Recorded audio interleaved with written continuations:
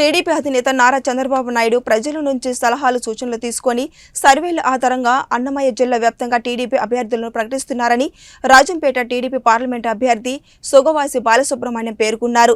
Rajampet TDP parliament అభ్యర్థిగా బాధ్యతలు చేపట్టినప్పటి నుంచి సొగవాసి బాలసుబ్రహ్మణ్యం తన ప్రచారాన్ని విస్తృతంగా కొనసాగిస్తున్నారు. ప్రజల్లో వైఎస్ఆర్సీపీ ప్రభుత్వం పైన వ్యతిరేకత ఎక్కువగా ఉందని, రాబోయే ఎన్నికల్లో ప్రజలందరూ టీడీపీని అఖండ మెజార్టీతో గెలిపిస్తారని ధీమా వ్యక్తం చేస్తున్నారు.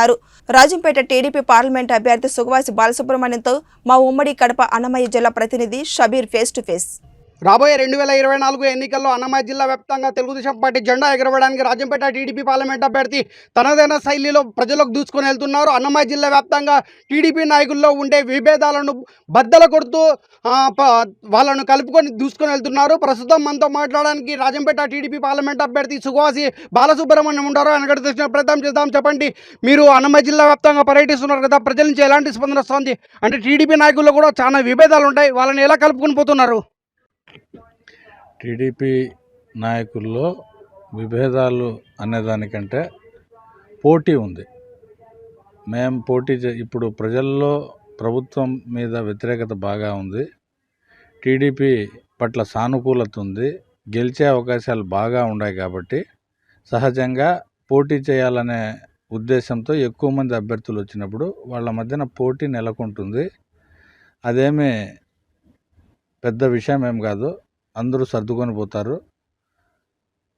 మేము పార్టీ అధిష్టానం ఎవరికైతే డిసైడ్ చేస్తుందో వాళ్ళందరికీ మిగతా అభ్యర్థుల నుంచి సంపూర్ణ సహకారం లభిస్తుంది. ఎందుకంటే నాయకులకు ఆల్రెడీ తెలిసిపోయింది తెలుగుదేశం పార్టీ అధికారంలోకి వస్తుంది అని. అధికార పార్టీని దూరం చేసుకునేదానికి ఏ నాయకులు సిద్ధంగా ఉండరు.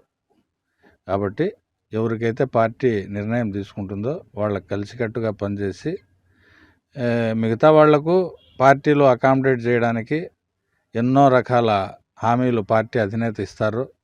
కాబట్టి పార్టీని విజయపదంలో నడిపిస్తారు. ఆ ప్రచారానికి మేము పోయినప్పుడు ఆ నాయకుల నుంచి కానీ ప్రజల నుంచి కానీ మేము సహజంగా ఇప్పుడు అధికారంలో ఉండే పార్టీ చేసే అరాచకాల గురించి మేము సహజంగా వివరిస్తాం. ఎందుకంటే మేము అవతల పార్టీలో ఉన్నాం కాబట్టి. మేము వివరించాలని పోయినప్పుడు ప్రజలే మాకు వివరిస్తున్నారు ఈ అధికార పార్టీ దురాగతాలను. మేము ప్రజలను మేలుకొలపాల్సిన అవసరమే లేకుండా పోతా ఉంది. ప్రజలు ఆల్రెడీ ఈ అరాచకాలకు గురి అయ్యి వాళ్ళే మాకు వివరిస్తున్నారు ఈ పాలన ఇట్లా ఉంది అట్లా ఉంది అని చెప్పి. ఈ మద్దతు చూసినప్పుడు సులభంగా గెలిచిపోతాం అనే ఉద్దేశంతో పోటీ అనేది సహజంగా అభ్యర్థుల్లో ఉంటుంది. ప్రధానంగా టీడీపీ నాయకుల్లో విభేదాలు ఎక్కువ ఉన్నాయని చెప్పి తారస్థాయికి చేరే పరిస్థితికి చేరుకుంది. వాళ్ళని ఎలా కలుపుకొని పోతున్నారు? అవి విభేదాలు అనుకోవద్దండి, అవి పోటీ. నేను పోటీ చేయాలంటే నేను పోటీ చేయాలనే భావన వాళ్ళల్లో ఉంటుంది. సర్వేల ఆధారంగా, పనితీరు ఆధారంగా మొన్న పార్టీ అధినేత ప్రజల నుంచి మీ సలహాలు ఇవ్వండి అని మొన్న కోరినాడు. రకరకాల టెక్నాలజీస్ ఉన్నాయి. ఆ వేరియస్ టెక్నాలజీస్ దగ్గర నుంచి ప్రజల సూచన మేరకే అభ్యర్థులను నిర్ణయించే ప్రోగ్రాం అధినేత అమలు చేస్తున్నారు. ప్రజలు సూచించే అభ్యర్థులకి టికెట్లు అని చెప్పినారు. ఆ ప్రకారంగానే మా పార్టీ పోతా ఉంది. ప్రధానంగా తెలుగుదేశం పార్టీ అన్నమయ్య జిల్లా వ్యాప్తంగా ఎలా గెలవబోతోంది? ఎవరు ఊహించని బంపర్ మెజార్టీతో గెలవబోతూ ఉంది. అదేవిధంగా ప్రజలు కూడా గతంలో తెలుగుదేశం పాలనను ఇప్పుడు గుర్తుకు తెచ్చుకుంటున్నారు. గుర్తుకు తెచ్చుకొని ఈ పాలనతో కంపేర్ చేసుకొని ఈ పార్టీకి ఎక్కువ మద్దతు ఇస్తున్నారు. కాబట్టి మేము అనూహ్య ఫలితాలు సాధిస్తాం.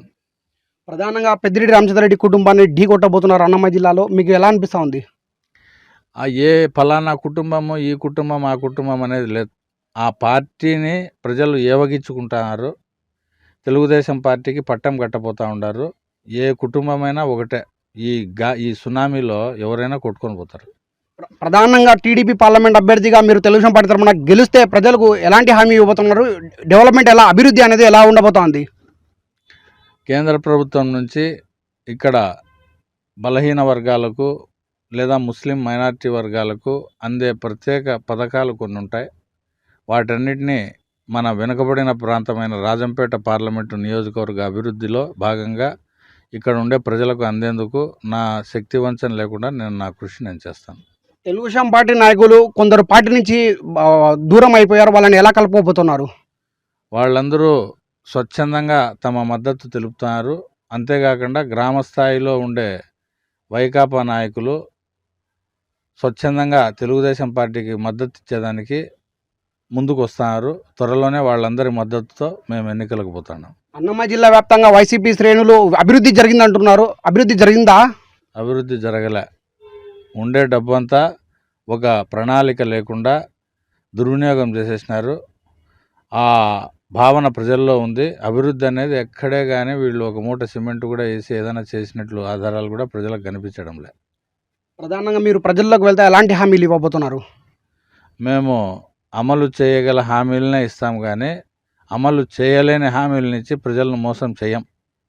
ఏదైతే చేయగలుగుతామో అదే చెప్తాం, చెప్పిందే చేస్తాం. రాబోయే 2024 ఎన్నికల్లో తెలుగుదేశం పార్టీ గెలుపు కోసం అహర్నిశలు కృషి చేస్తానని చెప్పి రాజంపేట టీడీపీ పార్లమెంట్ అభ్యర్థి బాలసుబ్రహ్మణ్యం గారు తెలుపుతారు. అంతేకాకుండా టీడీపీ నాయకులను ఎవరైతే పార్టీకి దూరంగా ఉన్నారో వాళ్ళందరినీ కలుపుకొని తెలుగుదేశం పార్టీ గెలుపు కోసమే లక్ష్యంగా ముందుకు వెళ్తానని చెప్పి రాజంపేట టీడీపీ పార్లమెంట్ అభ్యర్థి బాలసుబ్రహ్మణ్యం గారు తెలుపుతున్న పరిస్థితి. కెమెరా పర్సన్ కరీంతో షబ్బీర్, 1 న్యూస్ కడప.